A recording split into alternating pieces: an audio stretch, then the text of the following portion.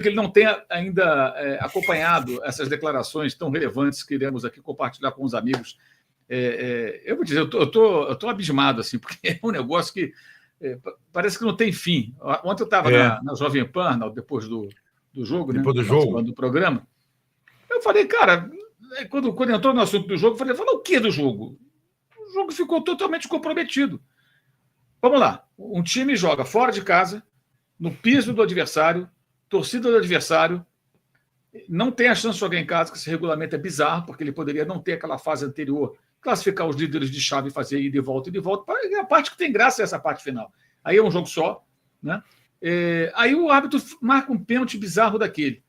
Você joga com a faca no pescoço, uma situação assim, o jogo praticamente não existe mais.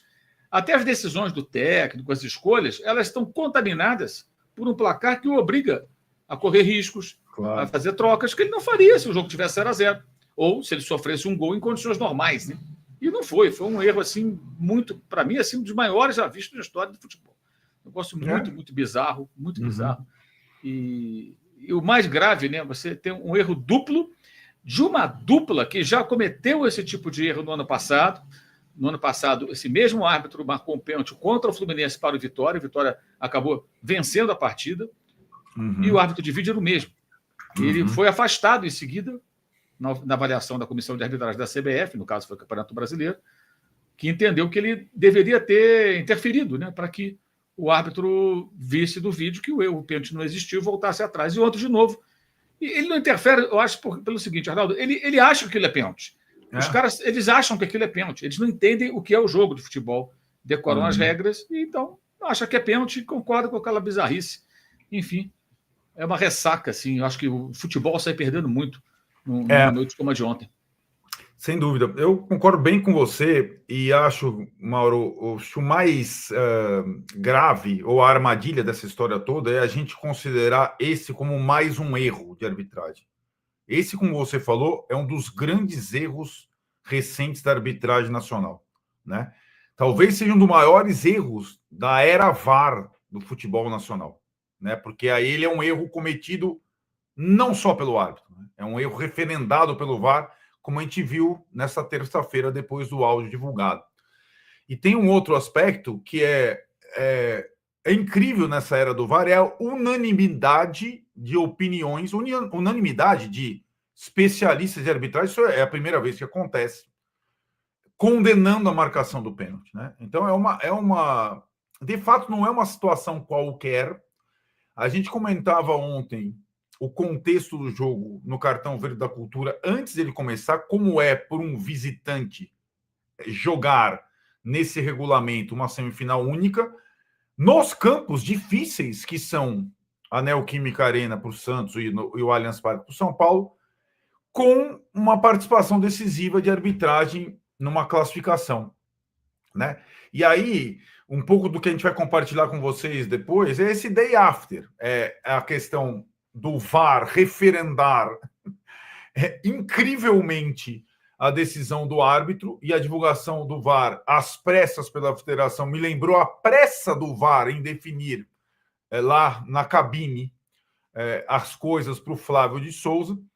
A federação talvez tenha imaginado que a transparência do áudio do VAR acabasse com alguma suspeita de que o VAR se omitiu na situação. E teve um momento, eu não sei se você reparou na transmissão, durante o segundo tempo, em que a Federação de Futebol de São Paulo, que é quem fornece as imagens das transmissões para todas as emissoras, começou a passar em looping uma imagem num ângulo específico, com a imagem checada, gol checado, não sei o que lá, querendo tentar passar para o público que aquilo tinha sido o aval do VAR para a marcação do Flávio de Souza.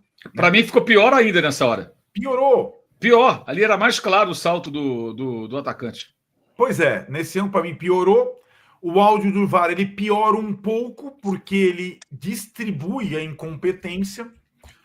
E a entrevista do presidente da Federação Paulista, depois do Congresso Corinthians e Palmeiras, talvez o Reinaldo Carneiro de Bastos tentando virar a página para uma final épica, ele é obrigado a voltar ao tema, e aí, E aí ele se embaralha todo, né?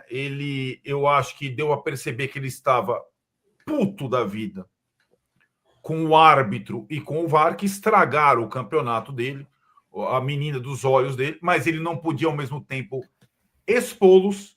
E quando tenta comentar o lance com alguma ironia, ele acaba se baralhando todo, fala do Rafael goleiro, depois pede desculpas, a gente vai mostrar a nota, fala do Reinaldo Carneiro de Basso, numa sucessão de bizarrices num campeonato que se manchou, que evaporou, que teve a primazia de receber, depois de muito tempo, os 4 grandes e conseguiu se auto-sabotar numa noite, né? Vai ter lá o Palmeiras e Corinthians, agora o Palmeiras e Corinthians vão brigar com a CBF para jogar o jogo de volta, a rivalidade é imensa. Talvez depois do jogo de domingo isso fique meio diluído, mas o campeonato tem uma mancha que não se apagará jamais. Um dos times está na final, proporcionado por um erro de arbitragem surreal. A gente pode discutir aqui, agora que o Tironi entrou depois também, o papel dos dirigentes nisso tudo, a omissão dos dirigentes do São Paulo, a participação dos dirigentes do Palmeiras, porque tudo isso está no baralho dessa noite bizarra do Allianz Parque. Palmeiras 1, São Paulo 0. Muito bem, senhores, desculpa aí meu atraso regulamentar, mas estamos juntos aqui. Eu já vi que vocês falaram um pouco sobre a coletiva bizarra ou esquisita do presidente da federação. Aliás, olha aqui os óculos maravilhosos do Mauro César, e aí não aquele óculos meio moderno, estranho do presidente da federação, do Reinaldo Carneiro de Basso, que deu entrevista hoje. É o jogo que não acabou. Eu peguei a conversa de vocês um pouquinho depois, e eu vi que vocês falaram bastante sobre a coletiva, né? Na verdade, na minha avaliação, foi feita uma tentativa de meio que ou virar a página e achar uma imagem que mostrasse que foi pênalti, né? E aí o Reinaldo até falou, não, eu analisei, dá para entender a decisão do árbitro e tal. Não dá para entender nada, né? Vamos combinar que é impossível entender. Nesse bolo todo, a gente pode falar um pouco sobre isso também. Hoje eu até falei um pouco mais cedo, algumas pessoas não ficaram contentes com o que eu falei, mas o que eu falei foi o seguinte, no meio desse bolo todo, teve lá o Abel Ferreira dando a sua entrevista depois do jogo. E aí o Abel Ferreira fala que houve toque e a decisão do árbitro, um blá, blá, blá, do Abel Ferreira, que na minha simpática e singelíssima opinião, enfraquece esse discurso do Abel de eu quero o bem do futebol, eu aqui é assim, eu acho que tem que ser daquele jeito, eu trabalho para o bem do futebol, que ele vive falando por aí. Ele é igual a todos os outros, vamos combinar, né? Na hora que foi para o time dele, ele não falou nada. Se fosse contra, o Abel acho que ele devia estar enlouquecendo até hoje na coletiva, ou estou errado? Para mim, você está completamente correto. Agora, é assim, né? Há muito. Essa faceta do Abel, defensor dos bons costumes e do futebol brasileiro como um todo, na verdade, ela não existe, né? Ele é um defensor feroz das coisas do clube dele, assim como a Leila. E eles estão no papel deles. Eu sei que muitas vezes ele posa de arauto, tal, mas não é o caso, né? E ele, na verdade, Tironi, tem o outro lado dessa história, né? Que foi sendo construído há bastante tempo no Allianz. Acho que o Mauro já concordou comigo sobre o assunto.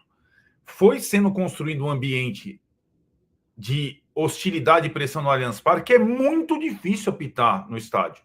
Qualquer coisa contra o Palmeiras. Qualquer coisa. Qualquer